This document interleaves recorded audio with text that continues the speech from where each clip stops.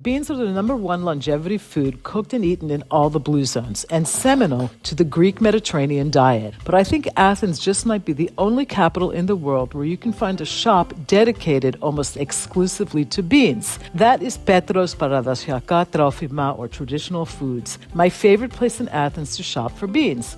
Sure, it's easy to find packaged beans in every supermarket, and there are a lot of great Greek brands. I carry a few in my e-shop, but there's something fun about walking into a little basement emporium and finding a rainbow of beans from all over Greece and even from farther afield. The most important Greek bean types are gigantes, and some of the best come from Prespes and Kastoria in the north of the country. These are the giant beans, aka gigantes, as they're pronounced in English, and they're great in hearty stews and casseroles. Chickpeas are also a very important Greek legume, one of the most ancient in the Eastern Mediterranean, and we cook them up in soups, salads, and casseroles with greens and other vegetables, and they are so earthy and delicious. Then, of course, there are lentils. We love lentils in the Greek kitchen, and they've also been around forever. The most classic recipe is lentil soup, something every Greek kid grows up on. But it doesn't stop there. The Greek bean story has a lot of different chapters, like fava, the yellow split peas that have been an ingredient since the Bronze Age in Greece. When cooked up into a silky puree, also called fava,